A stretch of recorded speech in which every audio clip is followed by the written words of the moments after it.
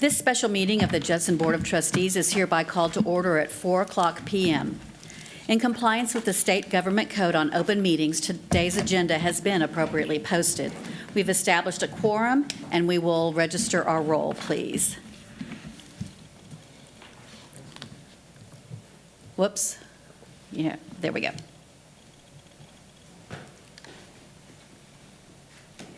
You'll need to confirm, Mr. Salinas. If you'll hit confirm, please. The button on the right. There you go. Perfect. Thank you so much.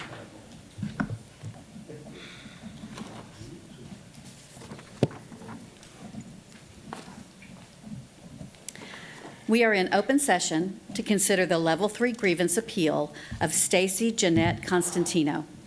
Ms. Constantino is appealing the Level 2 grievance decision made by Deputy Superintendent Dr. Mary Duhart-Toppin. This grievance is being heard in open session by request of Ms. Constantino. I want to caution Ms. Constantino that should complaints be made against officers or employees of the district during the course of her presentation, then the grievance will be taken into closed session pursuant to Sections 551.074 and 551.082 of the Texas Government Code. If at any time complaints are made against officers or employees of the district during the, all right, sorry. It is October 3rd, 2024, and it is now 4:01 p.m. We are meeting to hear the Level 3 grievance of Ms. Constantino, and we will now proceed to hear the grievance at Level 3. The following board members are present. We have Ms. Deborah. Mayor, I'm sorry, the attorney consultation item should be before we get into the rest of that. My apologies, it's not listed on here, Yes, so ma'am. let's do that then. All right, so we will go into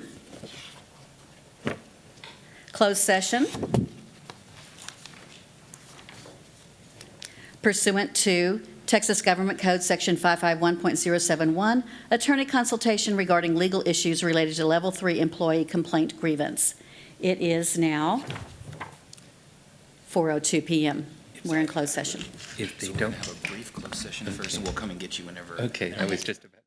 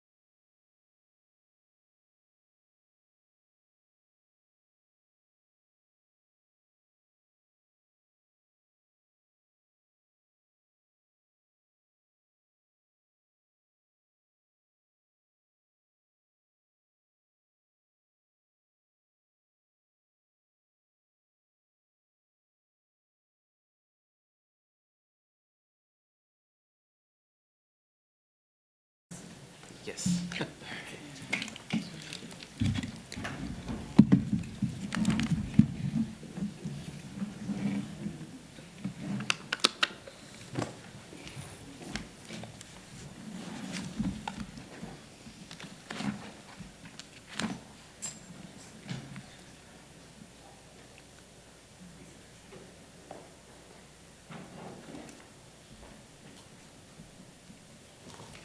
So how long was this? First time it was 13. It is October 3rd, 2024, and it is now 4:12 p.m.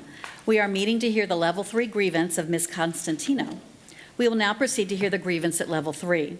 The following board members are present. Ms. Deborah Eaton. Yes, you don't need to say present, I'm just announcing names.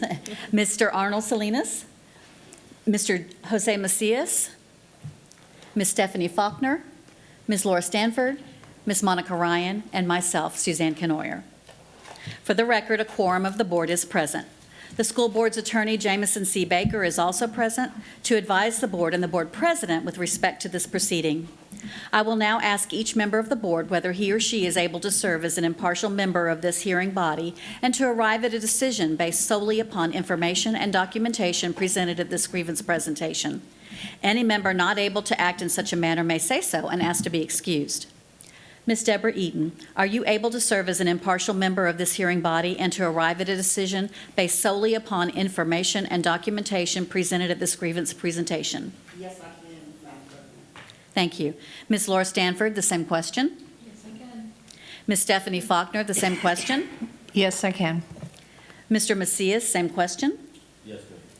Ms. Ryan, same question. Yes, I can. Mr. Salinas, same question.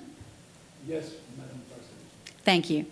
And I, Suzanne Canoyer, am able to serve as an impartial member of this hearing body and arrive at a decision based solely upon information and documentation presented at this grievance presentation. A record is being made of the proceedings before the board in this Level 3 grievance appeal. In order to provide the most accurate record possible, an audio recording of the proceedings is being made. Please avoid talking when others are speaking so that the record will reflect the proceedings accurately. As part of the record of this Level 3 grievance, the superintendent has supplied each board member with copies of the original grievance filed by Ms. Constantino, all responses, and any written documentation previously submitted by Ms. Constantino, as well as the administration, related to the Level 1 grievance, which was heard at Level 2. The official record of this grievance will be comprised of the recording of what is presented here tonight and any transcript made of that recording, the correspondence and documents relating to this grievance which have been supplied to the board by the superintendent as a Level 2 record, any additional documents considered by the board at this proceeding, the Judson Independent School District's board policies concerning employee complaints at DGBA Legal and DGBA Local, the agenda of this meeting, and the minutes of this meeting once approved. For the record, Ms. Constantino and her representative are present for this Level 3 grievance proceeding. Ms. Constantino, will you and your representative please identify yourself for the record? Yes, I'm Stacy Jeanette Constantino.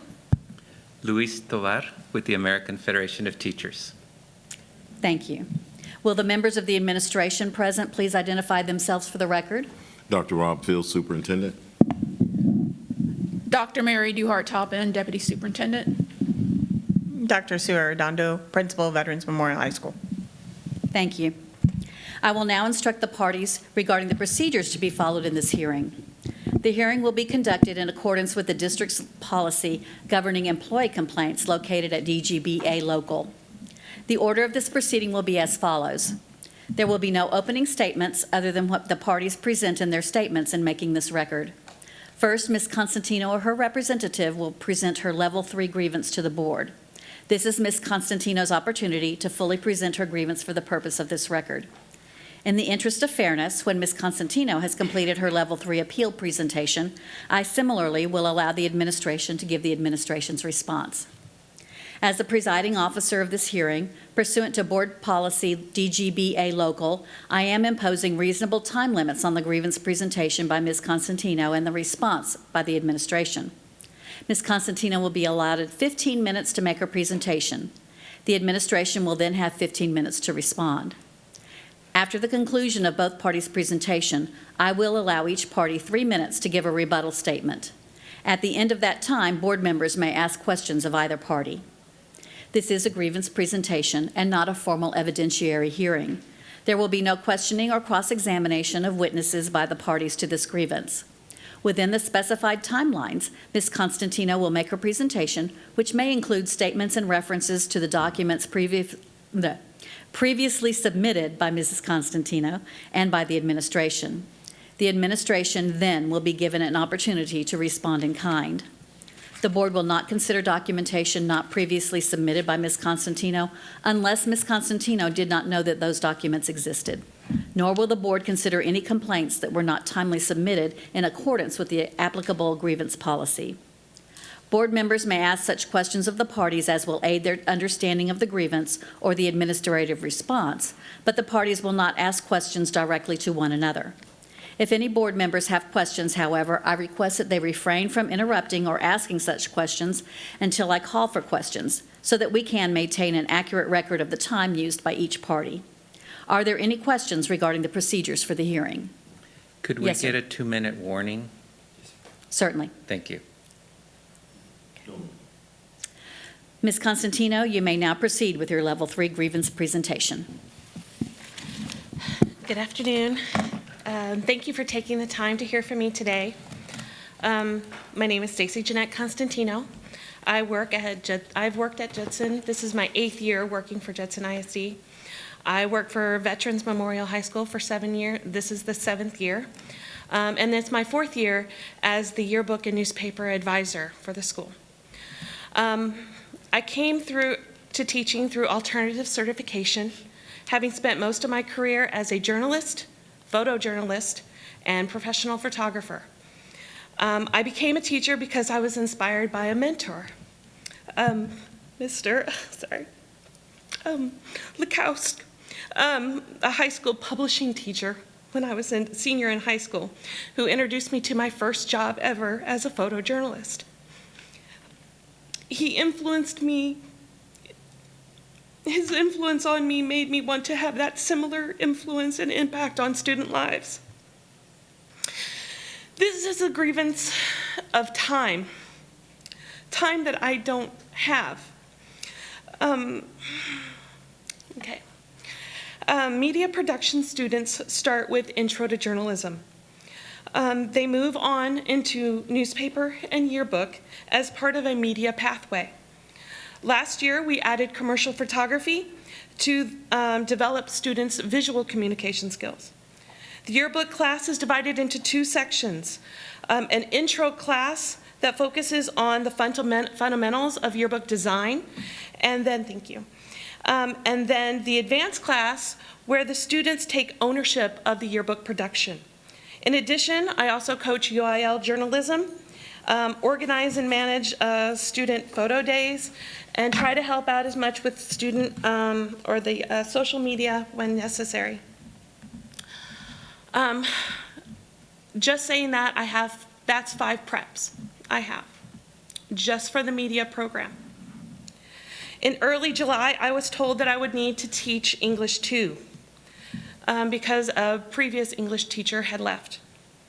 I am not certified to teach English 2, and it is a state-tested subject. Students deserved a certified teacher in that subject to ensure their success at the end of the year STAR exam.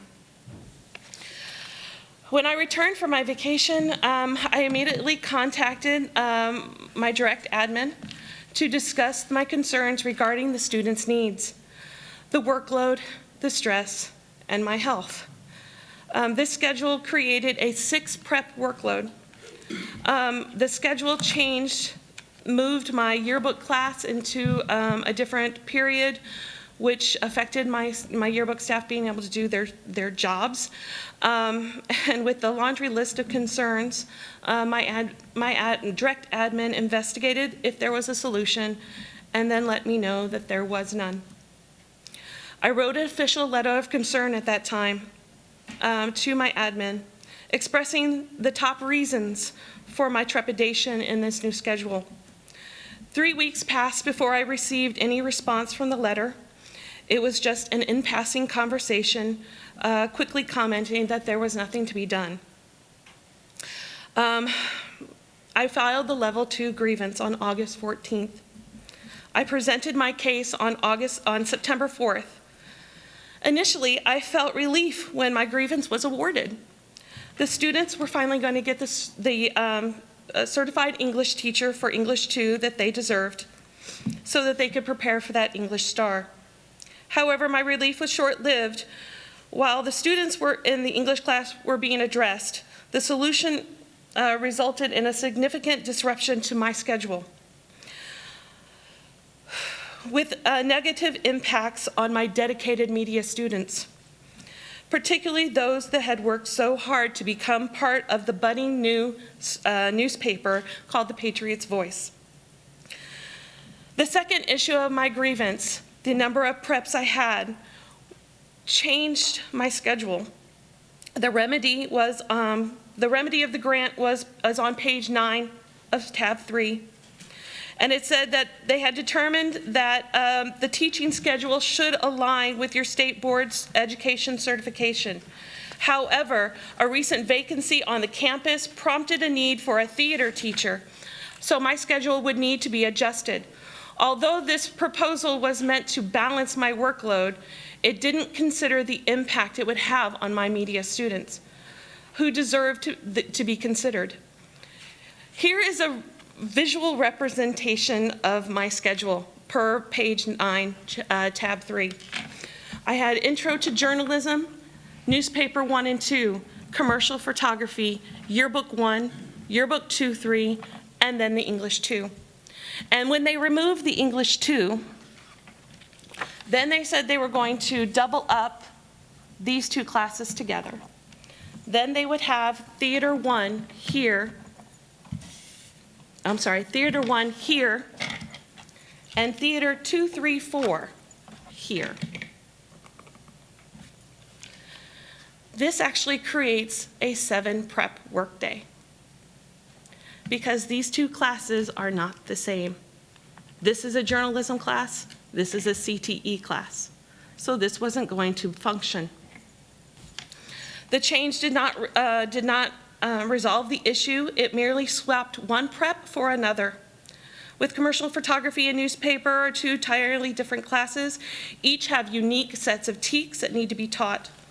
Trying to fit both into a single 55-minute class was problematic, to say the least. Combining them compromised the quality of instruction for both. Due to scheduling conflicts, I would actually lose some of my newspaper students because they were not able to change their schedule. Ultimately, the adjustment failed to reduce the number of preps and would cause more significant disruption for both my students and myself. The theater classes were not viable solutions either because they were two separate classes. This one was an advanced theater class, and this one was a beginner theater class, requiring two different preps because they were in two different parts of instruction. One was beginner level, and each class was completely different stage of learning the art and practice of theater, which means they required separate preparations. This effectively added another prep to my schedule, returning me to the original problem, 6 preps. I filed the level 3 grievance on September 16th. On September 24th, I asked one of my direct admin what was going on with my schedule because one of the other teachers had been notified that they would be taking over my English class. But I hadn't heard anything. Nobody had talked to me. Nobody came to tell me what to expect, when to expect it, and how it was supposed to happen. On September 25th, as I was preparing a really exciting project for my commercial photography students, I was summoned to the conference room where I was blindsided by an impromptu meeting called by the administration. For the purpose of the meeting was to see if we could find a resolution to the ongoing issue. And I explained my concern with the new proposal from the level 2 grievance. and why I believed it didn't address the second part of my original grievance. But the communication kept circling back to the same point. I had to take on a 6th class, and my classes were small, and I was an elective. As if those factors somehow simplified the role or invalidated my frustration. They assured me that the changes would be temporary, only for a year, and the promise to be more mindful of my schedule moving forward. However, the comment that resonated with me the most was that the next year they would need to be more considerate of my classes and not having such small classes, which for me felt like it was alluding to the potential dissolving of my newspaper and commercial photography classes, which would then open me up to be available to teach other subjects. I became a teacher to share my knowledge and experience over the many years in photojournalism, and to guide and inspire students to this unique career field, not simply to teach for teaching's sake. They seem to recognize that the addition of the second theater class needed to be revised, and decided to assign a long-term sub to that class. However, they wanted me to continue with the 4th period theater class until further notice. They said they would, if I could help by taking on this responsibility, and presented it as a solution for the grievance. I was slightly dazed by the ambush. I didn't agree to anything. I wanted to talk to my husband and my representative, but I still had 6 preps, which was too much, certified or not. I felt a little gaslighted into believing that, I wasn't a good teacher because I was complaining, and I wasn't just, for the only thing I can think of to say is I wasn't shutting up and coloring. That my worth was contingent on my sacrificing of my health and well-being based off the school's bottom line. My classes are small. However, they require the same amount of work and preparation and planning as any other class, if not more, because we are creating a 160-page yearbook in 120 days. And we are publishing articles to our new school newspaper. My classes are the epitome of project-based learning, which is what the school was aiming to do when I was hired. My production students deserve a fully engaged teacher who feel appreciated and valued, not overworked and exhausted. We keep receiving these emails asking us what you can do to retain teachers. Value them and respect their time. A happy, valued, fulfilled teacher creates a happy, productive, and engaging student environment where students generally absorb the positive energy and motivation, allowing them to thrive academically and creatively. Happy teachers make happy students. Happy students are engaged students. Engaged students are productive students. Productive students are successful students. Successful students make successful teachers. And successful teachers are happy teachers that will stay. 2 minutes. I would like to add that one of her primary concerns about prepping for classes is devoting the time that she needs for each subject. Because the students are important, she is burning her candle at 2 ends. Her working environment is the student's learning environment. And if she's feeling stress and her health is being affected, it's going to show at some point in the classroom as well. And so what we're asking is that If you're asking her to take care of the students, we're asking you to take care of her, because it's just not possible. Some teachers might have be an English teacher for senior and teach it 6 times. That's 1 prep. She has 6 different subjects. And she's saying, I want to give you something. I can do 5. 6 is just too much. It just is beginning to affect my health, is what she's saying. And because of that, her environment feels like she is being given more, not because yes, there is a need, but it almost feels like a personal attack rather than a professional environment. You attack problems, you don't attack people.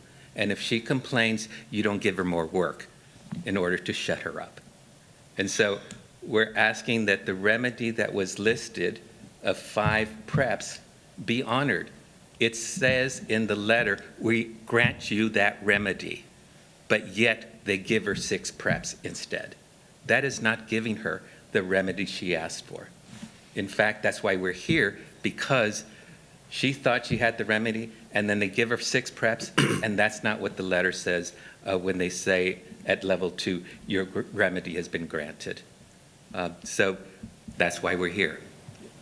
If it had been granted, we wouldn't be here, and we would have this discussion. Thank you.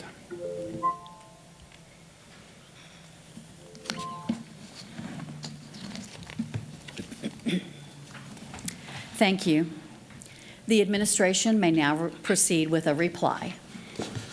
Good evening, ladies and gentlemen of the board. My name is Dr. Rob Fields, Superintendent of Schools for Judson ISD, and I'll serve as the Level 3 Administrator for today's grievance hearing.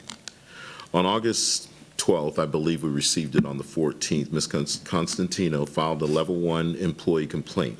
The complaint was heard beginning at Level 2 due to Ms. Constantino's documented unresolved attempt to have an informal resolution with her direct supervisor, Dr. Arredondo, principal of Veterans Memorial High School.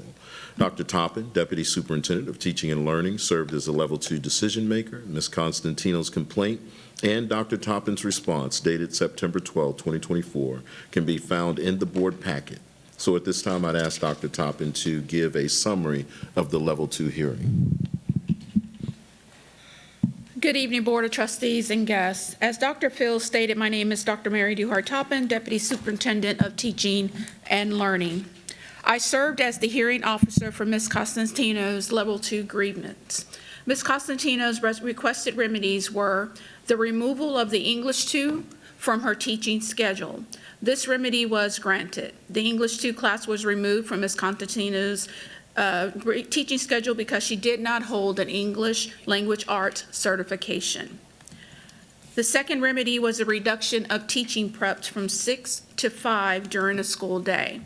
This remedy was also granted. It was determined that Ms. Constantino's teaching schedule would align with her State Board of Education certifications, which include theater EC through 12, art EC through 12, journalism EC through 12, Trade and Industrial Education, CTE, Commercial Photography, 6 through 12, and English Language Arts Supplemental, EC through 12. There was a recent unexpected vacancy on the campus that prompted a need for a theater arts teacher. We checked every teacher certification and on campus, and only one teacher held the certification in theater arts. It was proposed that the Veterans Memorial High School create a teaching schedule for Ms. Constantino, that would meet the needs of the students and would include the following courses: journalism, theater, commercial photo / newspaper, theater, and yearbook. This proposal was made, that was the one that made the most sense when considering the impact of changing student schedules and their personal graduation plans. The personal graduation plans are created to ensure that students meet the state requirements for graduation and their endorsements. Changing schedules this far into the school year could hinder the acquisition of credits and is not in the best interest of students, districts, or programs. Thank you. In the Level 3 appeal dated September 16, 2024, Ms. Constantino requested that her schedule be adjusted to reduce the need for prepping for 6 classes. She has also requested that the photography and newspaper classes be separated rather than be in a combined class. If we were to separate Ms. Constantino's newspaper and commercial photography classes, Ms. Constantino would have newspaper 1 class of 3 students, newspaper 2 class of 12 students, and commercial photography with 8 students. Traditionally, classes with this number of students would not make in a master schedule. But to allow Ms. Constantino the opportunity to grow these programs, these classes were stacked to increase student numbers and to continue the program. This request to split the classes would have a significant impact on the master schedule, including changes to at least 4 teachers' schedules and almost 100 students. On Thursday, September 26, following the ribbon-cutting ceremony at Veterans Memorial, I asked for a meeting with Ms. Constantino over at Veterans Memorial High School. I asked for this meeting, and also Dr. Toppin, Dr. Tagana, and Dr. Arredondo attended. In an effort to resolve the grievance, I asked Ms. Constantino what would serve as a remedy to her current concerns or her remaining concerns in the grievance. Ms. Constantino stated that she did not want to move her existing classes and only wanted to assume the entry-level theater arts class. I informed Ms. Constantino that we could change her conference period from 4th to 7th period and have her take on the entry-level theater arts class for 4th period, and her conference period would be 7th period. Finally, the advanced level theater arts classes would be taught by a long-term sub. All of this was recommended because Ms. Constantino stated that she wanted to keep her newspaper class.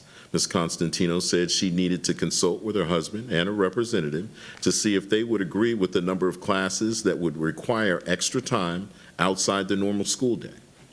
On Friday, September 27, at 8 a.m., I received an email from Ms. Constantino stating that after considerable thought and reflection of our conversation, she decided to proceed with the formal grievance. She also expressed this compromise would not adequately address her concerns regarding carrying a 6 prep workload. A stipend is given to an employee who assumes extra responsibilities and duties outside of the normal teaching day.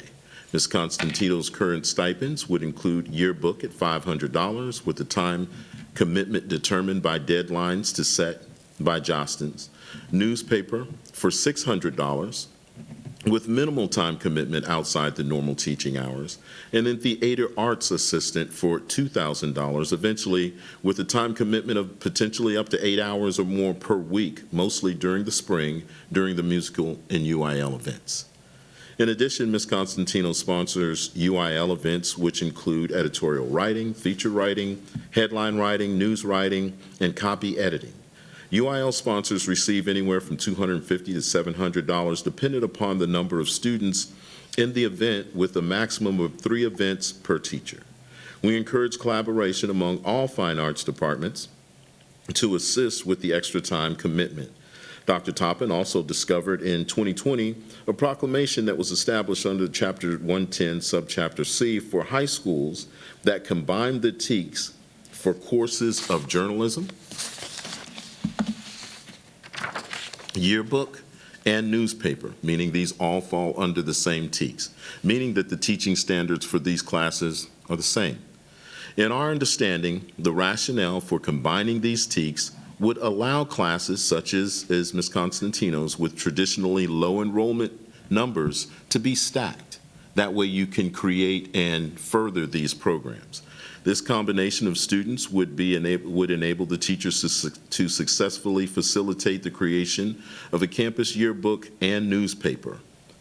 In conclusion, in accordance with DK Local, all personnel employed by the district are subject to the assignment and reassignment by the superintendent or designee, when the superintendent determines that the assignment or reassignment is in the best interest of the districts and the students. For all these reasons previously stated and outlined, I would respectfully request that the Level 2 decision be upheld. This concludes the administration's Level 3 presentation response, and we're ready to answer any questions that you may have. Thank you. Yes, ma'am. Each side will now have an opportunity to present a 3-minute rebuttal statement. Ms. Constantino, you will go first. I'll just point out that the TEKS might be the same as far as the goals and the standards, but the subjects are different, which means more prep. And the idea that you can combine commercial photography and newspaper in one classroom and think that therefore it is one subject is incorrect. Those are two separate subjects which require two separate preps for them. So the problem is still the same. The idea that you have changed from 6 preps to 5 is not true. Go ahead. I have never requested that my newspaper 1 and 2 be separated. Currently, 1 and 2 work together because it is a mentorship type program. My level 2s help my level 1s.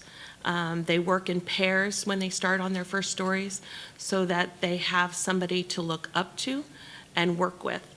The only thing I didn't want was my newspaper 1 and 2, which is 14 students, to be combined with my commercial photography because they are separate TEKS. This is a CTE program and it has a specific set of TEKS. It isn't photojournalism, which would be something you could put with newspaper. This requires them to learn about the career fields and the different types of photography out there, not about photojournalism, not about publications, not about how to write a story. My journalism class is an intro level class, and they are not ready to be combined with any type of newspaper or yearbook class. They haven't learned the legals of media law or the policies of media ethics. 1 minute. My yearbook and my newspaper had once been one class. And I worked very hard to get them separated because it was very difficult for them to understand the different concepts between actual journalism and a nice picture book that has lots of writing in it for the kids to enjoy at the end of the year. They are separate subjects, require separate focus, separate editing skills, separate students that have leadership roles, and they're learning how to be in charge of their own production. That's all I can say. Yeah, so I want them to honor the item number 2 in their response, which says the reduction of teaching preps from 6 to 5 during the school day is granted. And it is not at this point. Thank you. Thank you so much. The administration may now present its rebuttal statement. Yes, ma'am. Not unlike in Spanish, when you get up to Spanish 5, the number of students that you have taking Spanish 1 will be a lot larger than the number of students that progress on to Spanish 5. It's not often that you can have a separate Spanish 5 course because there's so few students that make it to that level. The same as you progress into yearbook 1, yearbook 2, sometimes or newspaper 1, newspaper 2, or newspaper 3 and 4. Certain students stay with it, some students move. In the schedule that I have here in front of me, Ms. Constantino's first period class was going to be Intro to Journalism only. Her next class would be Newspaper 15. Again, that's with Newspaper 1 and Newspaper 2 stacked, 3 and 1, 12 and 2, for a total of 15. Then it was going to be Com Photo, commercial photo, only 1.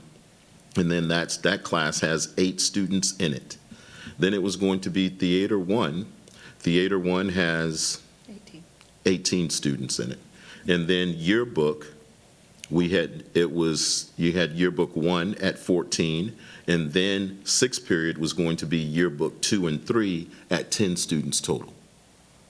So I understand that there may be a different level that needs to be taught to each of the students that may be in a newspaper or yearbook or journalism class that have been stacked, but it's the same TEKS, and you're teaching to a smaller group of students. These aren't class sizes with 30 or 35 students in it. We're talking about sometimes 3, 4, 5, or 10 students. So for that reason, I'd ask that you uphold the level 2.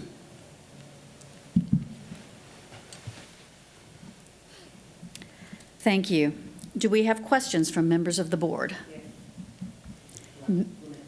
That's okay. Ms. Eaton, go ahead. Is it, I'm sorry, got a little excited. You said, I want to make sure I heard right, correctly, that a long-term sub has been brought in for Theater 2?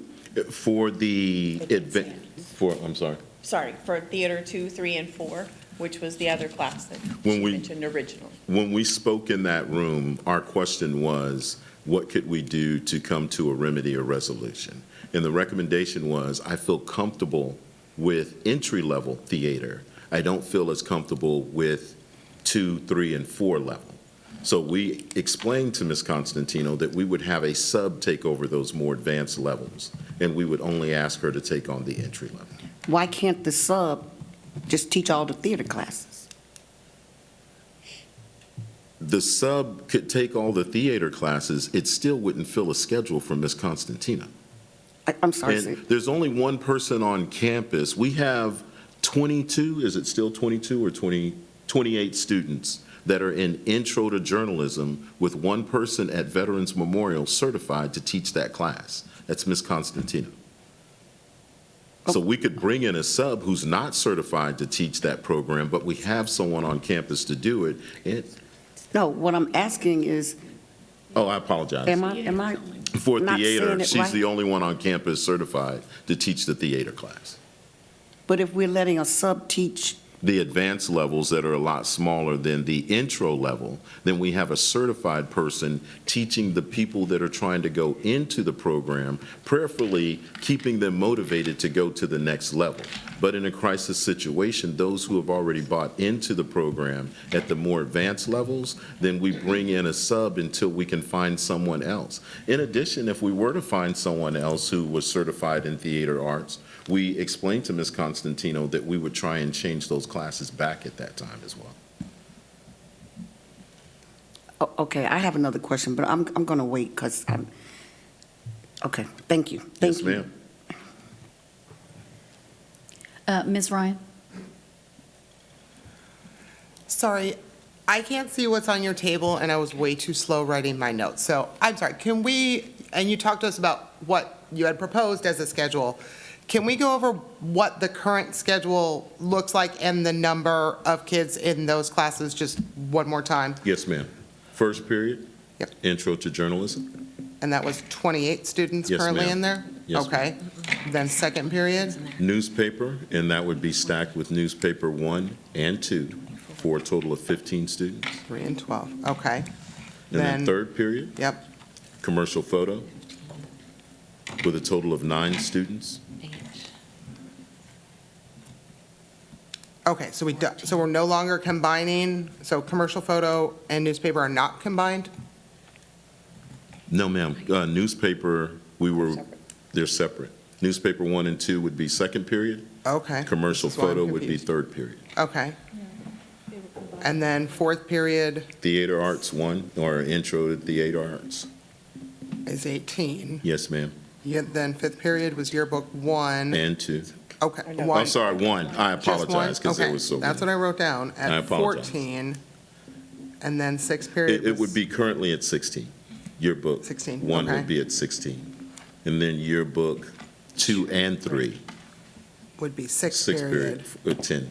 with 10. And then the conference period would be seventh period. Thank you. So that is back down to only one conference. All teachers get one conference. Okay, no, I'm saying compared to, we were going to go to, the level 2 had gone to 2 conferences. No, they just didn't list my yearbook separately on the piece of paper. Okay, so we are still at 1 prep, okay. Yes. Sorry, this is why I'm all confused. Thanks for laying out the stipends. Questions, I mean, obviously, it would be impossible to have the yearbook teacher not also in charge of the yearbook, right? Like, I can see those two married, and newspaper would be really hard to not have that person in charge of the newspaper.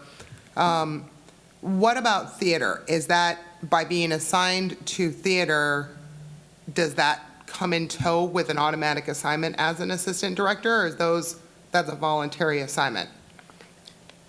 That, at the campus, the director, because that is a UIL event, a competition, and so the. Well, that's different than UIL 1 Act. Well, there's UIL 1 Act, and then there's the regular right, theater and then things. there's the irregular.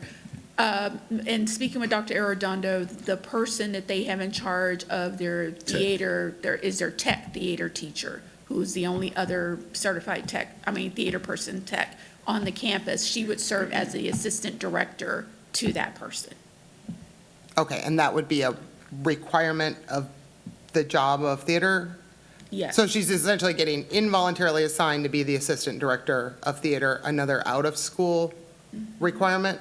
With the $2,000. Versus looking for someone else who might But want to there's a volunteer. stipend that goes along with it. Oh, yes, no, ma'am. I'm tracking there's a stipend. I just know that, like, normally they're voluntary, theater teachers, so they just naturally become the director and the assistant director, right? Right. So it's kind of unique in terms of most of those after-school stipend things people raise their hands and volunteer for. I guess I hadn't heard of one where it kind of, In okay. this particular instance, as a former high school principal, I can tell you your technical theater person and your theater person both served as a director or assistant director. Assistant director. Yes, And then there's Routinely one act play on top of that, because there's a stipend for one act, too. Associated. yes. Okay, I'm going to hold off on the rest of my questions while I ponder. Mr. Macias, I know that you were next and something happened, and I may have hit that button twice. You were causing all kinds of controversies over here, Ms. Canoyer. No, sir. Thank you, thank you.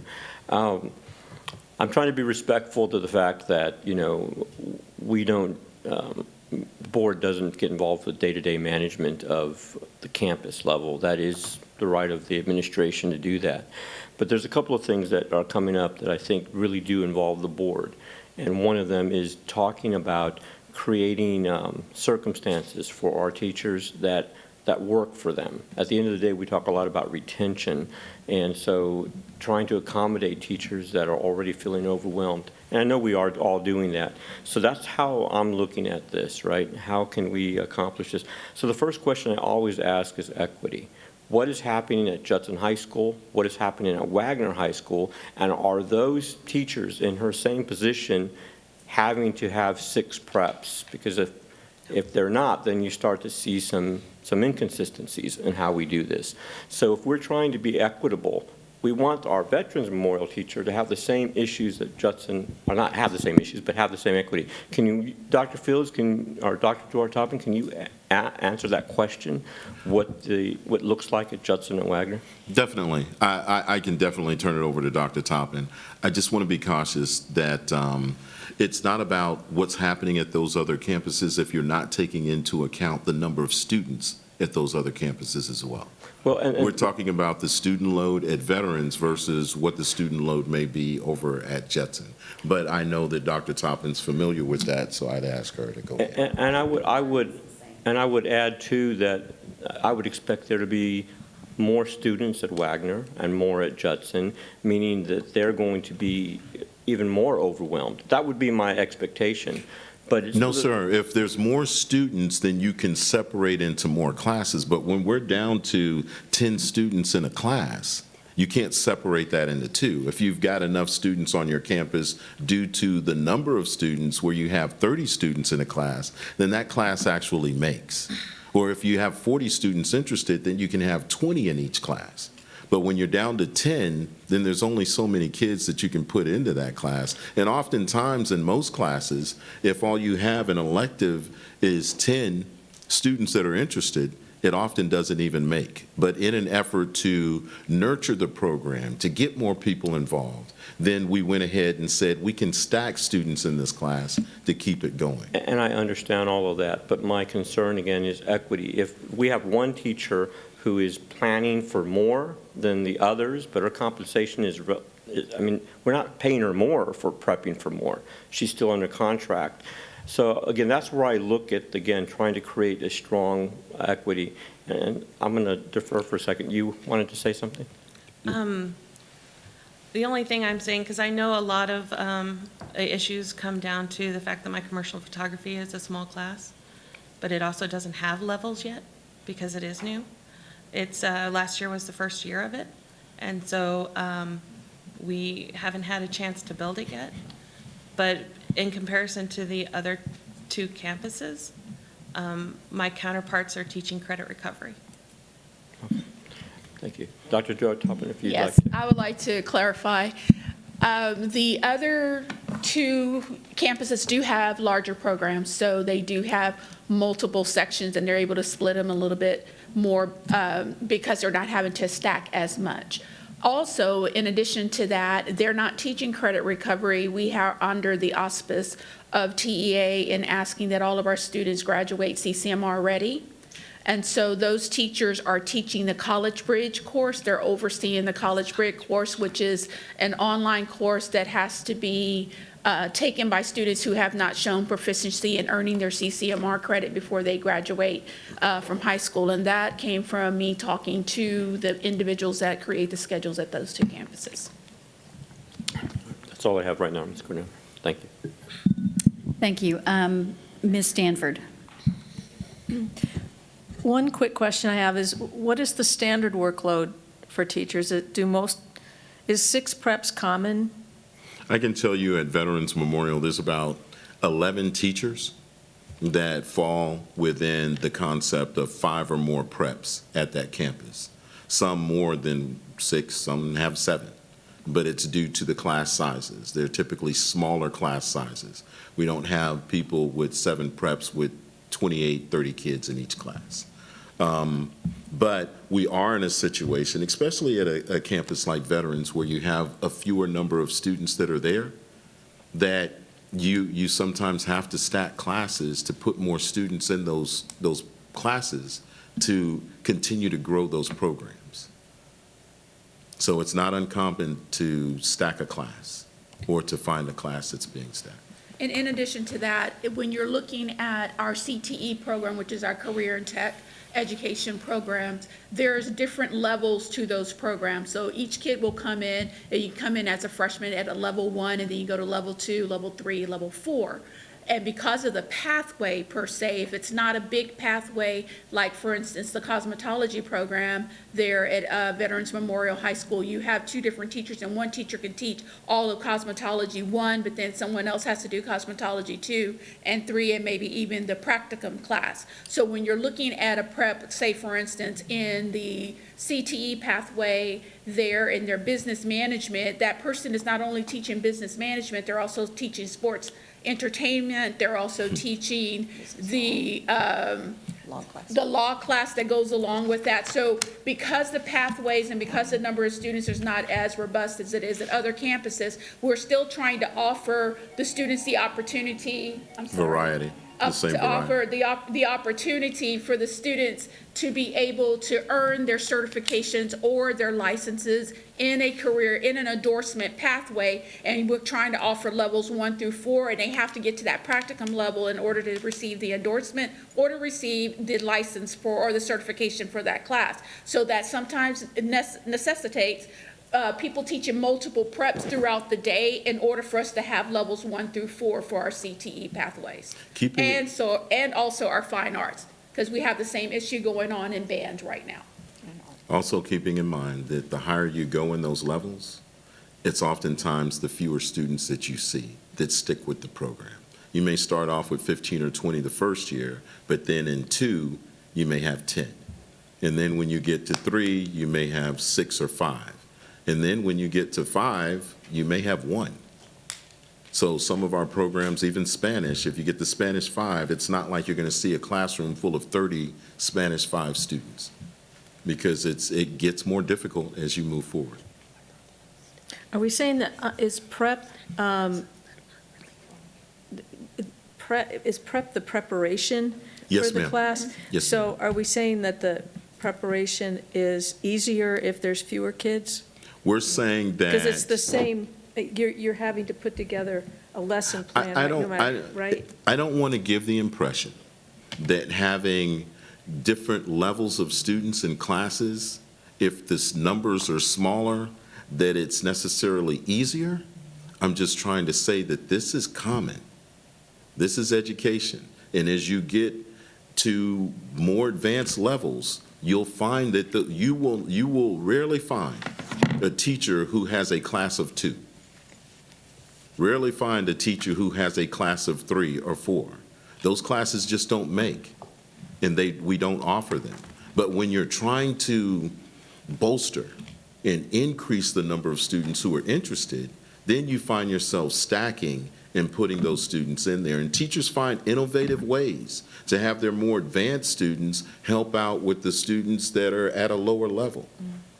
But there are 11 other teachers at that campus that find themselves in the same or even more prep situations. And we looked around, there's other teachers on that campus that can take on some of these other preps for Ms. Constantino. We were trying to leave those classes with Ms. Constantino because she's trying to grow those programs. But we have a teacher on the campus who's certified to teach newspaper 1 and 2. And yearbook. And we can change it, but then that would have cost 100 other students because that person also teaches AP government and government. So now we got to change all those students' classes. So then he can take on these 15 students. So there's a way for us to bring it down to where she'll only have 2 preps. And we can take those classes away and give them to the other individual who's certified to teach it. But then we'll change the other 100 students in his classes to somewhere else. We were just trying to minimize it. So that's why I wanted to bring her in and ask, what's the best way that we can come to a resolution? What's a remedy to this situation? Well, the letter that says you're giving her the 5, I'm sorry, yeah, you're changing from 6 to 5. Is the schedule that you just outlined to us considered 5? Yes, ma'am. Because you have We disagree with that. And the reason we disagree, because commercial photography is not newspaper 2 or newspaper 3. The analogies that he was giving in Spanish classes, advanced Spanish students can help the entry-level Spanish students. It's the same subject. So you can have those people who are taking advanced Spanish help those that are being introduced to Spanish. Photography and newspaper are 2 separate subjects. So his analogy does not work in this situation. I don't have. They're not in the same class, though. They're listed as journalism, theater, and then the third one says commercial photography / newspaper. And yes, And that so was, when we asked to grant her remedy of 5 subjects, and if you were to say, well, we're going to go ahead and say, we're going to honor the level 2 decision, we're saying we disagree with how it was written. I have no problem whatsoever with my media classes, my newspaper 1 and 2 being stacked. They work well together. My yearbook 2 and 3 being stacked. My commercial photography is not related. They have different teaks than my newspaper class. And having them in the same class period in the 55-minute period, how do you teach that at the same time without the kids not getting of what they need to learn the subject? Can we clarify, because, I'm sorry to interrupt everybody, but what I have that you went through was that first period was intro, Yes, ma'am. right? Second period is newspaper? Yes, Currently, ma'am. yes. Third period is commercial photography? Yes, ma'am. So they're not in the They're same not class stacked now? at this time, no. Right. But So the- 1, 2, 3, 4, 5, 6 preps, still because you're looking at yearbook and yearbook 2, 3 Yes. as separate preps? Yes, Got it. because I don't Okay. have my 2, I just wanted to 3 be clear that the photography and journalism are not in the same class at this time. or at this time. Thank you. Sorry to interrupt. So right now, we're at 6 preps. Right now, we are at 6 preps. What would you remove to get you to the 5 you want? Theater, The because theater. theater is not what it wasn't what I was hired. I was hired to be the media teacher. I was hired to do journalism, yearbook, newspaper. And those are where my passion lies, to get my students to learn about media and publishing and writing, and producing a grand product at the end of the year that they can be proud of, and give to everybody else as a present of their work. theater is what I'm being thrown into. And thrown into having to work. Media has its own challenges because yearbook is not easy to do. It takes a lot of outside time, more than any stipend could ever cover, at least at this current rate. And having to add on additional outside school time for the theater, it just doesn't make for a healthy situation. If I could clarify a few things. Again, DK Local states that when we hire a teacher, true, we recruit them to take on programs, but we also look at their certifications as well. And what's in the best interest of the students in the district is what we take into consideration. To your point, Mr. Macias, we want to make sure that we create an environment where teachers want to feel like they want to return. But this was unexpected. It's not like we knew that there was a theater arts vacancy. We just immediately had a theater arts vacancy, and then we have one person on campus who can go into that. In addition, when we say that the preps are different for yearbook, the product that comes out of yearbook is a yearbook. Whether it's yearbook 1, which is fifth period, or yearbook 2 and 3, which is 6th period. They're all working towards the yearbook. So I understand that you have to teach it different ways. You can tweak it, but the product that comes from that at the end that shows success is the yearbook. And that would be for both classes. And it's just one yearbook. It's not first year yearbook or second or third year yearbook. It's just one yearbook for the campus.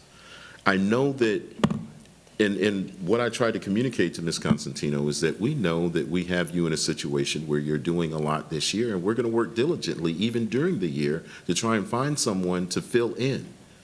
But at some point, we have to look at what you're certified in and see if we can use that. We've talked many times in this room about special education.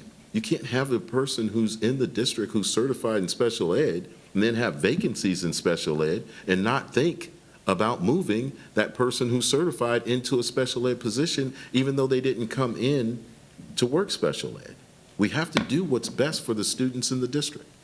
And that's why we came up with the plan that we have here. I would just go back to the fact that we don't have increased numbers of students in those classes. It's a lot more manageable when you don't have a bunch of people. But this was not planned, and it's something that needed to be done. Now, when I talked about that resolution, and I'll digress, it says it breaks into Texas essential knowledge and skills, and it says here under Chapter 110, Advanced Journalism, you have yearbook 1, 2, and 3.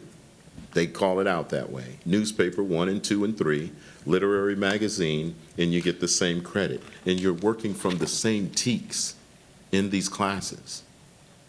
So to Ms. Constantino's point, if you were to have something stacked with different TEKs involved, that would be different from when you have the same TEKs for those classes. And that's what we were working from.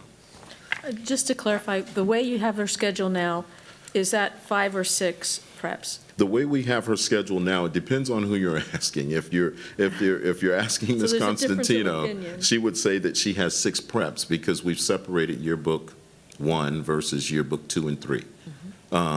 She would say that newspaper 1 and 2 are 2 different preps. We would say you're working from the same TEKs. We're going to count newspaper as a prep, and we're going to count yearbook as a prep. And then if we were to do that, you'd have journalism 1 prep, newspaper 2 preps, comm photo 3 preps, theater arts 4 preps, and yearbook 5 preps. And her request was 5 preps. Okay, so it's a difference. Yes, ma'am? I know that conversations that were had at the end of last year, and the reason why yearbook 1 and 2, yearbook 1 was separated from yearbook 2 and 3 is to fill my schedule. Yearbook 1 and 2 and 3 can be stacked with the number of students. It would be on the higher end side. But when you do separate out 1 from 2 and 3, you no longer have a mentorship program for your students to have the mentoring that, to, so to speak, OJT it. They're on-the-job training. And so they are always matched up and paired up with an experienced yearbook student so that they can learn as we go. When you separate yearbook 1 out, they have to spend a lot more time learning how to produce a yearbook before they ever touch a yearbook. They are doing practice layouts, they are doing practice interviews, they are doing, trying to be tested on knowing the knowledge of what a gutter is, what an eye line is, and how to write headlines. When you separate the 2 classes out, I have to teach them differently, which means I have to prep them differently until we get to about the semester level when they start doing smaller projects to help support the yearbook. But even then, it's still going to be a separate preparation for me. Okay. I have other questions, but I want to move on. I want other people to have a chance. Ms. Faulkner. This is for administration, and I already know the answer. Elementary teachers, how many subjects do they teach? Please. All subjects, they teach all core. Math, science, English, social studies, special. And how many conference periods do they get in a day? 1. And elementary PE teachers, how many grade levels do they teach? 5. And how many conference periods do they get? 1. Okay.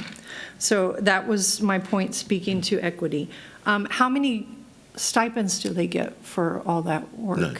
Okay. And the average class size for a PE teacher in elementary? Oh, at least 22. Mm. Oh, 45, that's right, 50. PE. It's double. I apologize. 40. 70. 40 or more. Okay. Yes, I apologize. And so I could go on and on. I mean, our resource teachers, our SPED teachers, Yes, ma'am. et cetera. So when we talk about equity, I have to go back to It's an excellent my point. experience. Yeah.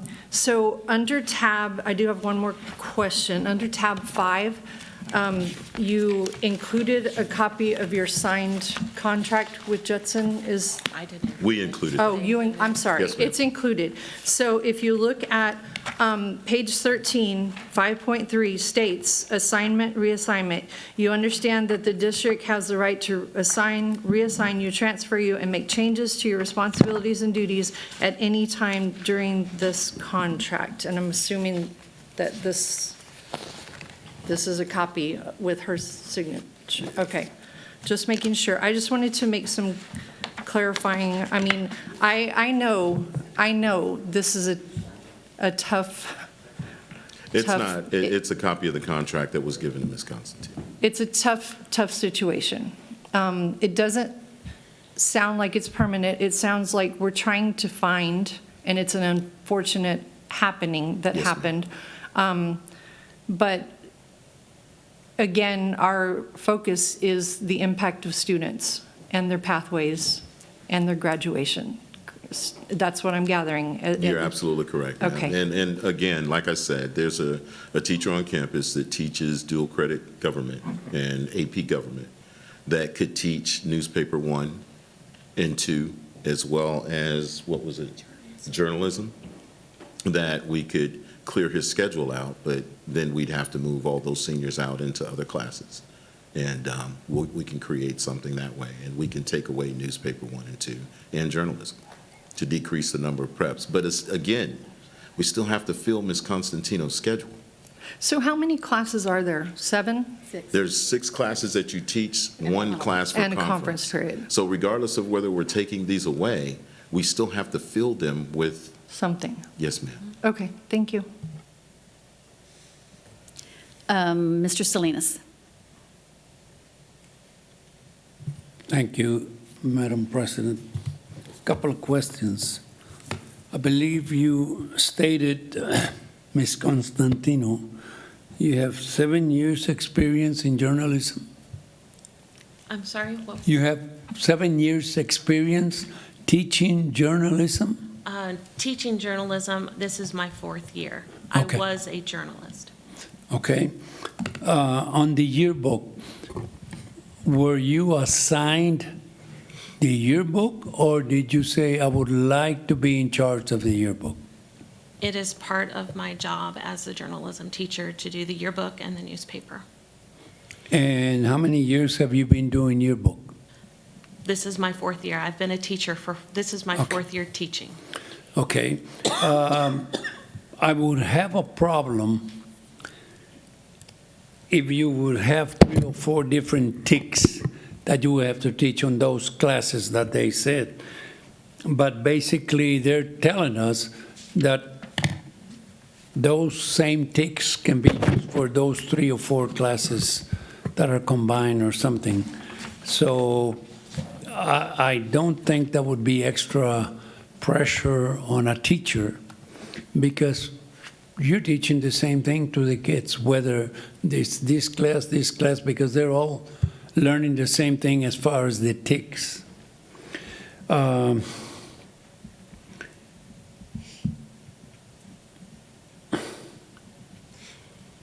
Okay, I'll wait for the one. Thank you. Thank you so much. Ms. Ryan. I mean, I know the theater situation is unique and was unexpected. So, gaps and weird things happen. But as a system and as a process, are we, kind of across the district, really trying to manage those? I'm almost going to call them no prep preps, right? Because College Bridge is an online program, right? You are not prepping for that. That is already, it's just on a computer and the kids are sitting there.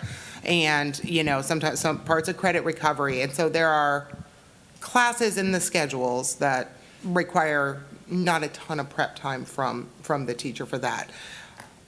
Other than this theater debacle, are we trying to get those types of less prep classes funneled more toward the more prep teachers that are like this, the 10 or 11 of them at Veterans, the however many we have at Judson and Wagner also, that have 4 or 5 different distinct, types of subject material they are needing to teach, and understanding moving to this new schedule too with 7, 6 feels like a lot to everybody right now. And 55 minutes just, it's gone. Is that something we are attempting to do when weird things like loss of a theater teacher, happens under normal circumstances? That is typically taken into consideration when you are determining which teachers will benefit from being in those what you call no prep. There's still a little prep in there, but no prep classes. But it also depends on the nature of the teacher certification and the class that the teacher's been hired to teach.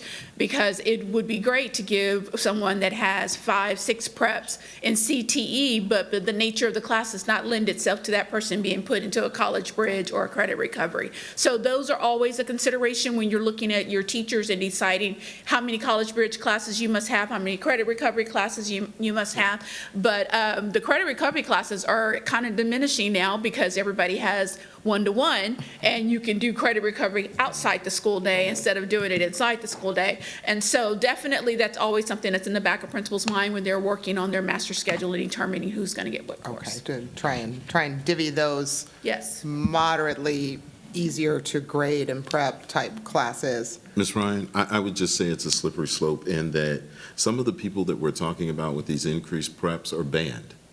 You've got band 1, 2, 3, and 4, jazz, solo, ensemble, all of these. They're all different preps because you're teaching different things.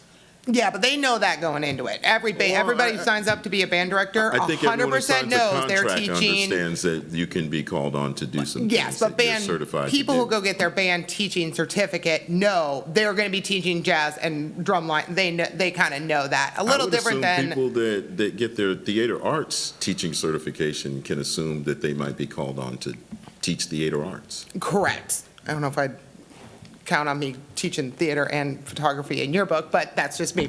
And then I was going to go on to certificates. art. I was going to go on to business principles, marketing, Yeah. Sports management, event planning, cybersecurity, intro to networking, fundamentals of networking. Yeah. I mean, there's a bunch of There's a people lot doing a of bunch baby of different programs stuff. out there Yes, ma'am. that we don't In want an to effort to lose. grow their programs. The other question I want to go back to is this. Theater's not in my program. It's one thing, clearly within the contract, able to assign to a theater class period, right? That's within the contract A. But the question, I'm back to this assistant director. Yes, ma'am. Because I've had a theater kid. I've had multiple theater kids. And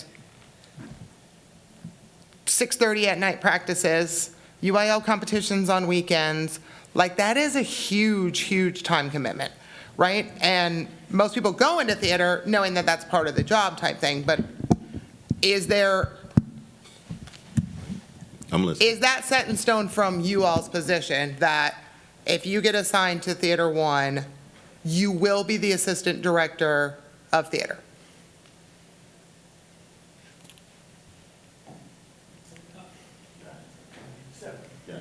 I just wanted to clarify with Dr. Arredondo. Okay. In a situation like this where you lose your theater arts teacher and you bring people in to teach the intro level courses and maybe have a sub teaching the second, fourth, and third levels, we probably wouldn't sign up to compete at that level for this year due to our current situation. But if you're in that program, you're still supposed to get that stipend. But if you're asking, would we be trying to compete in one-act play when we haven't even started to pick a title or, I doubt it. Yeah, I just know, like, there's literal Yes, ma'am, auditions yeah. going on at Veterans Memorial as we speak right now for a musical. There were auditions last, Yeah. just things I happen And to there's- know. That's with tech and that's in-house. Yeah, and I know, we have a great fine arts department. We'd work together to help out. We'd like some support. Ms. Canoyer? Okay. But not, the other thing is we will compete in UIL, but there's two divisions that are allowed. You have the one-act play as well as the theatrical design part, Yeah. which my primary teacher at this time is the tech Is the tech theater. person.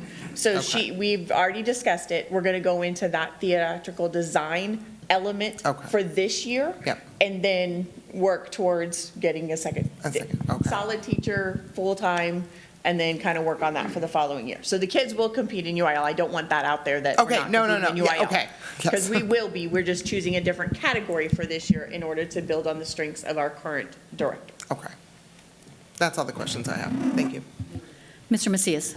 Yes, I do want to get back to the remedy, right? What are we going to do? And for clarity, I'm happy to hear that elementary is fine.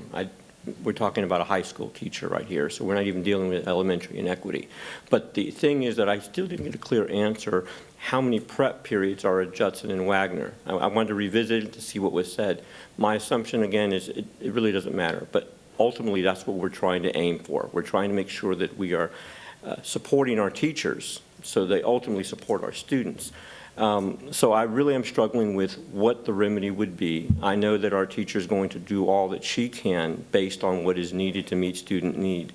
But we heard something from the presentation that there was a reference that we're not going to change anything, that you're under contract and you can do whatever we can do whatever we want.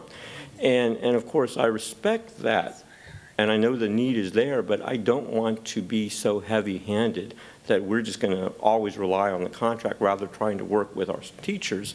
Because ultimately, if she's the only one certified at Veterans Memorial and she decides she's done, then we have to go on the hunt looking for someone again, other than someone who has the experience in our district, knows our students. So I don't know if we'll come out with a remedy today, but I certainly appreciate you coming forward because it's pretty brave. Teachers don't typically like to come forward, so I commend you for that. But we need to understand beyond this point how we're going to address those potential inequities. So as I struggle here to figure out what we can do, I don't, based on what I'm hearing, it's hard for us to change any course this year. And you've recommended we stay the course. I guess we'll deliberate on what we could do, if anything, but I am also quite understanding that we stay the course, that we guarantee a change next year. and that we make sure that we don't oversaturate teachers so they don't want to come back. Several things. I'd like to clarify on the heavy-handedness. I believe that when the initial grievance came in, she was asked to teach a class that she wasn't certified in. We immediately changed that. In addition, when theater arts came in, we actually asked her to do Intro to Theater Arts and Theater Arts 2 and 3 and 4. After meeting with her, the day after the ribbon cutting, we immediately removed that as well and said we'll just go with intro because she felt more comfortable teaching the intro to theater arts than the higher level ones. So we made that change. I just don't want to give the impression that we looked at the contract and said, no, you can do this, and made her do it all, because we didn't. We acquiesced and tried to come up with a remedy before we got here. Now, I would also say this. I don't know about the other preps. I can tell you Dr. Toppin has checked into that. But regardless of what we go to, we still have to fill Ms. Constantino's schedule. And I guess that's a point to clarify. I do also commend your efforts to work with our teacher. But it was said earlier when it was brought up at one of my colleagues, hey, we have a contract, they should do what we say. That's the heavy, I didn't say you guys, that's not what I was referencing. I didn't want to give the impression that we No, so I'm glad you clarified, Yes, because sir. again, the mentality that we have an iron fist and we do whatever we want, that's just really bad management, in my opinion.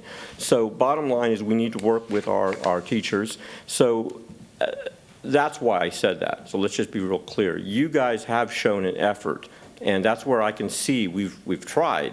At this point, we may not be able to do anything this year, Yes, but again, the notion that we're going to continue doing it next year based on the information that was provided to us concerns me. I want to make sure that we definitely can remedy it. If we can't do it this year, that we don't do it next year. Understood. And we will work diligently to get others in and hire other people. I would also say this, though, regardless of the decision, I've outlined 11 other, or is it 12?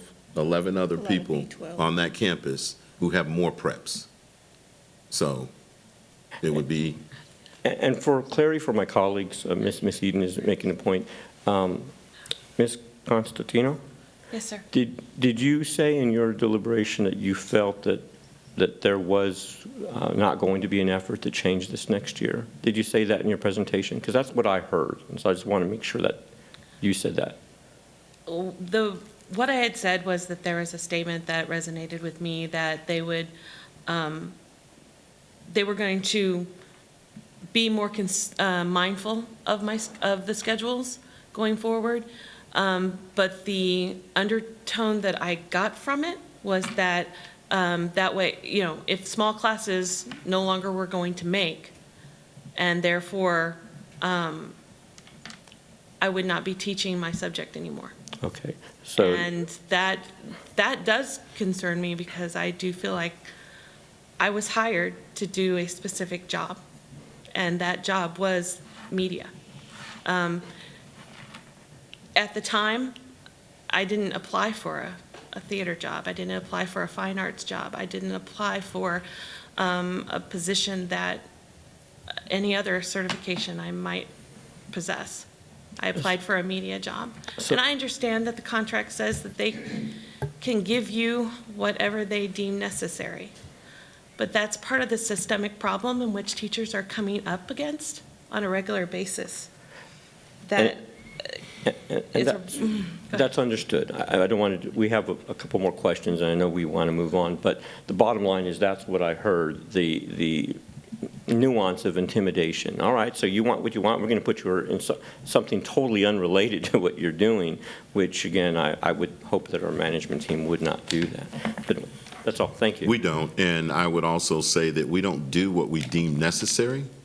We do, and we assign people based on the needs of the students. This isn't a personal preference. This is the needs of the students at the campus. We wouldn't do this if this wasn't what the students needed. This isn't personal for us. And when people sign contracts, anyone in education understands that when you sign, you're able to be used according to the certifications that you have. So I would just say that. Ms. Stanford, and I would ask that we move quickly because, I'm sorry, we're approaching a time where we have another commitment, and so. Yes. Thank you.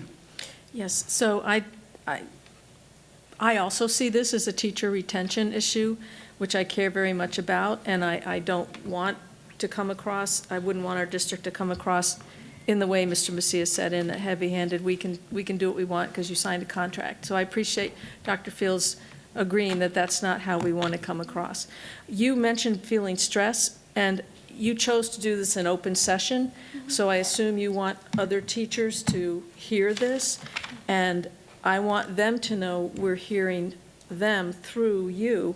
So if you could tell me what you're experiencing as stress in this situation.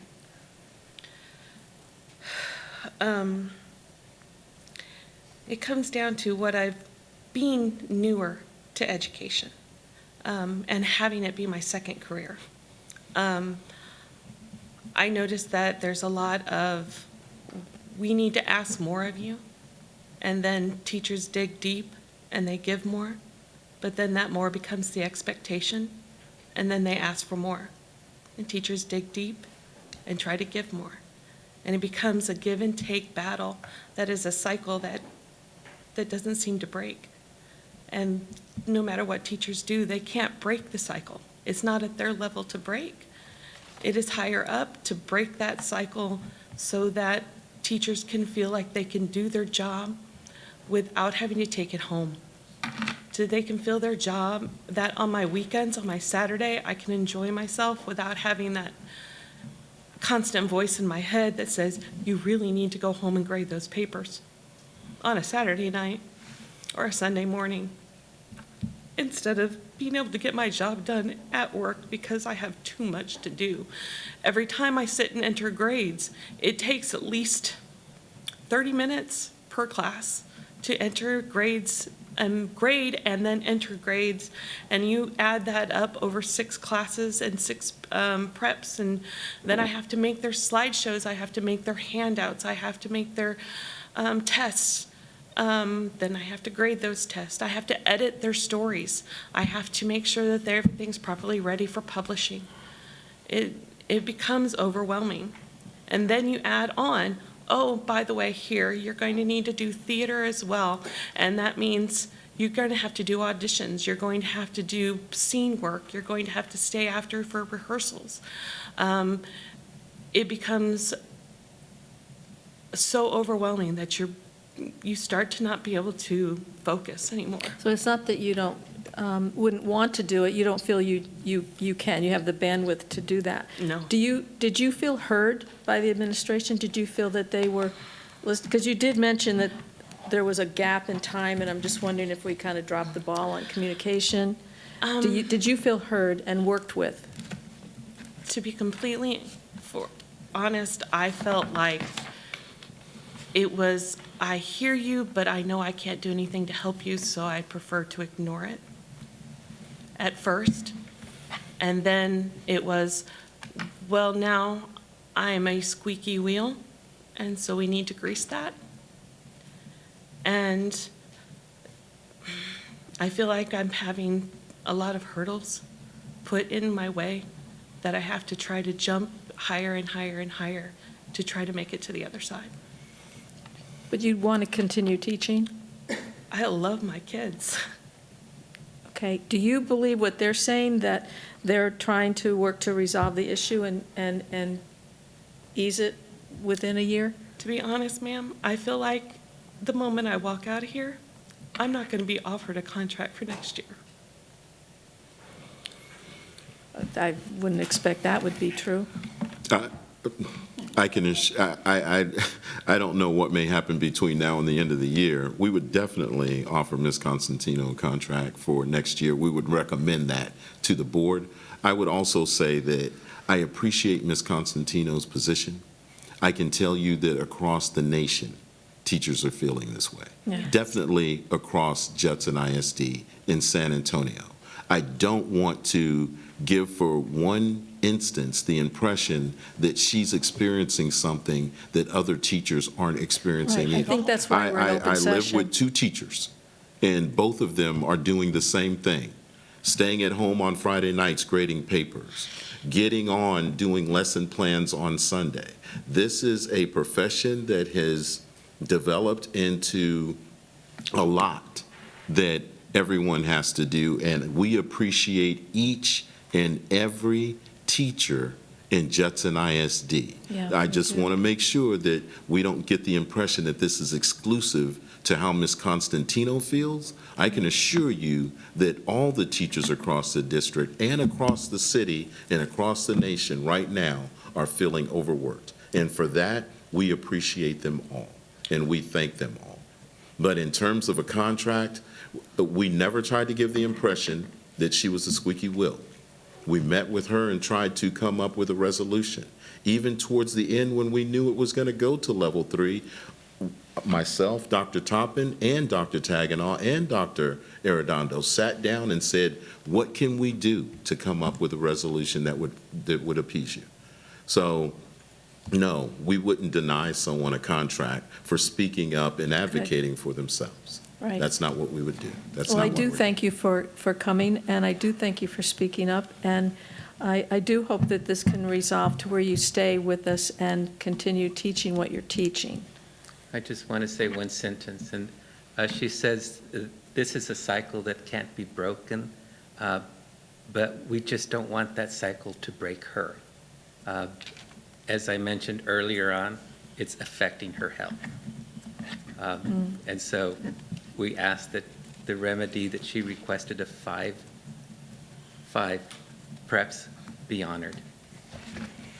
Thank you. Thank you. Ms. Eaton. It's quick. Why, and I know I asked this, why can't the sub teach both of them? We would still have to fill Ms. Constantino's schedule. She has nothing else that she can teach. The class numbers are low and everything. There's still another class in which she needs to teach. So let's say you take I'm sorry. you take away the theater arts class. There's still an empty class time that frame. needs. Okay. Ma'am, is there another class you can teach then? Picking up a brand-new class? I mean, I'm just asking because I'm trying to figure this out. any of my media classes that are listed under my TEKS are like broadcast journalism, news, photojournalism. All of those are within my realm, but they just not on the schedule at this time because it's still a growing program. I understand that's an issue, that there's a gap in my schedule. And I know that back in the day, yearbook teachers had 2 preps. But I know that that's not a possibility now with the way life is in school districts. But Okay, can I ask Dr. Fields, since this commercial photo class is new, they had it last year, right, Dr. Arredondo? Can we get rid of that one? Get rid of That commercial photo class? the one with the 9 students in it? I don't know how many students, but if we get rid of it, then that takes her, she'll still have 5, right? Then she'd still need Because we have another it class. stacked, we have it stacked with newspaper right now. No, ma'am, it's by itself. 9 kids in a class called commercial photo. I guess I'm It's looking at the third wrong period. page. It's 3rd period, it's my We third changed period, yeah. when we sat down and That's spoke. why I clarified, Ms. Eaton, it is a separate class from the newspaper. They had just proposed it. And whatever class we take away, we'd still have to put something back into that schedule. She would have to, and to start a new class at this point, almost 9 weeks into the school year, would be difficult to develop a class. My sheet is, I guess. Oh, the- we understand. Yes. That's why we were The one that clarifying. had it Yeah, together. understood. Okay, Yes, okay. ma'am. Thank you. Yes, ma'am. So I want to also express our thanks for what you do for our students, because our teachers are important. There's some retired educators up here, and we do understand the pressures that teachers and staff members go through every single day. It hasn't been that, it's not that far in my rearview mirror that I don't understand. The workload is difficult. It's the nature of the beast. This is what education has come to be. And until there's a major shift in funding and appreciation and all those things that go along with making education the important factor in students' lives that it deserves to be, here's where we are. Unfortunately, it looks like we're kind of stuck right now. And I truly apologize for that. If we take away any of your classes, then it becomes an issue that is unfair for the others at the school, to give you 2 conference periods. So unfortunately, it feels like we are kind of stuck. I do believe that there is an effort out there being made to try to relieve you of the theater position. I assure you. We know at this time of the year, those are hard to find, number one, and now this time of year, it is hard to find. I appreciate the moves that you're making towards reducing the work that might be involved with the competition, and I know that that was done with this situation in mind. But my fellow colleagues, I'm not sure that there's anything we can do at this time other than to give you our thanks, to give you our encouragement, to ask you to stay. In the words of the students, suck it up for a little bit of time.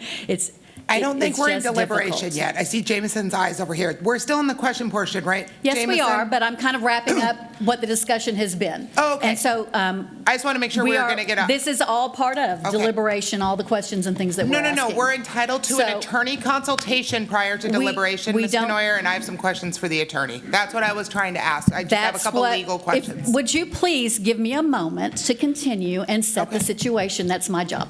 Thank you so much.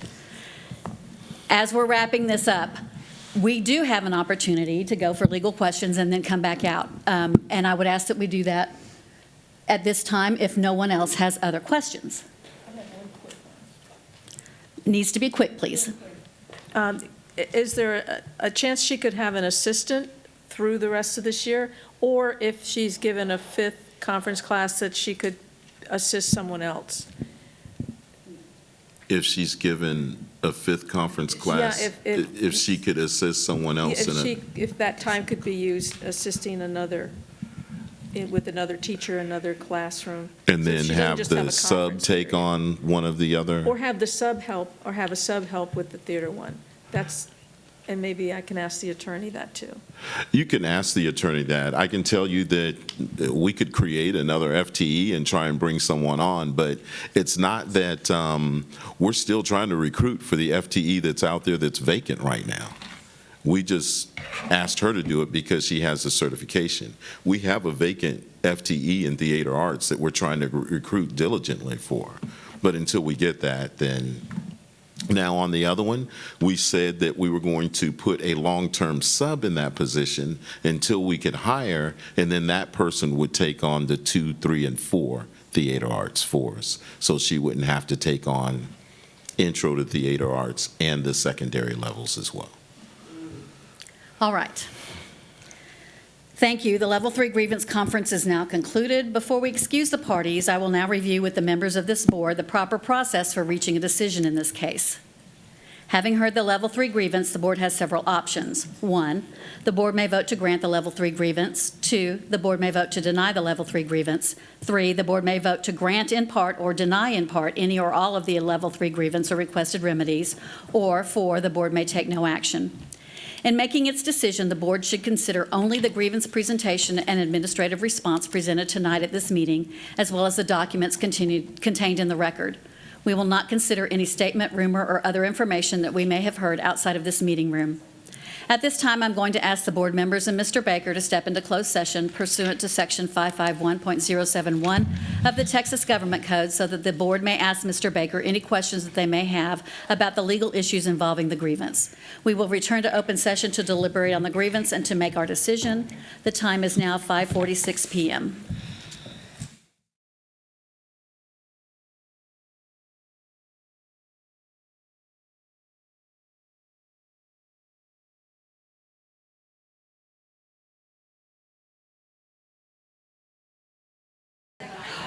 All right. I do remember that. Moving on. We are back on the record. We've returned from closed session. The time is now 6 o'clock. Is there any discussion on this grievance? I asked if there was any discussion. Ms. Ryan? I'm not sure which motions will come out of this after we talk, but this is a challenging situation because there are needs of the district, there are needs of the kids, there are needs of the teachers, there's needs of the parents. There's just a lot of conflicting priorities right now, and there's no perfect solution. And, you know, as school districts, we focus a lot on our core subjects, but what I know I talk a lot about is this focus on creating these safe spaces for these students so that they can find their niche. And, you know, not every student's a football player. They don't all join band, some of these big programs that we have. But it's important that we have these specialty programs because these classes that you teach may be the only safe space that these kids have. And when they leave and become a journalist, and it may just be one of them, you need to know that it was because that classroom was open for them. And you may have been that person in your life, in their life. So, and we have a lot of teachers going home every night who are doing their best every day, and they're walking out of those doors thinking it wasn't enough. And we need you guys to know that your best is enough. It's not perfect. It's not as much as the kids deserve, but it is all you have to give. That's it. And if you're giving them that, walk out of those doors every day with your head held high, knowing you did the best you could, and some difference in a kid's life is better than no difference. And if you're not here, there's no difference.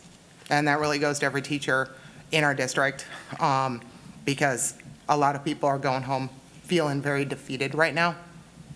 And we need you not feeling that, because you're doing everything you can, and we all know you're doing everything you can, and you'll never get to the bottom of your to-do list. So it's going to be a challenging decision, but thank you for what you do for the kids and making these opportunities available, and to all 3,800 employees, or however many we have, that are also making those spaces for our kids. Ms. Eaton? Ma'am, hi. I just want to tell you thank you. As I go around to the different schools and different school districts and talk to other board members, teachers are godsend. I mean, seriously. And I think back to the teachers that affected me. My third grade teacher, I still know Miss Coffey. I would love to see her one day, but I'm from Chicago, maybe in heaven. But thank you so much for all that you do. Mr. Macias?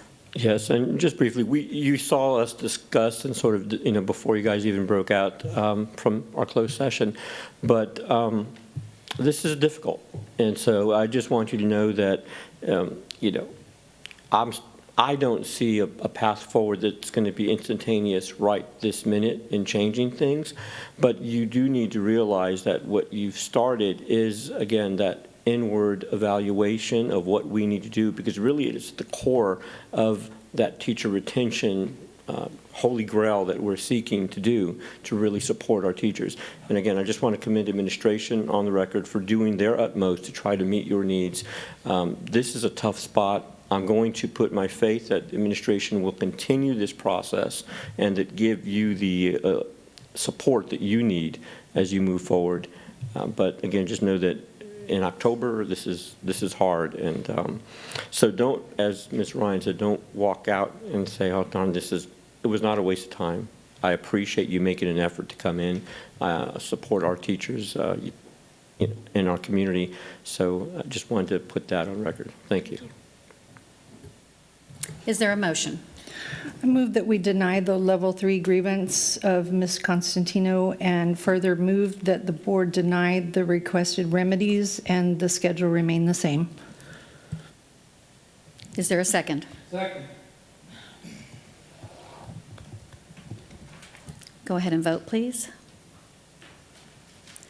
Yes to approve the motion. You have to confirm.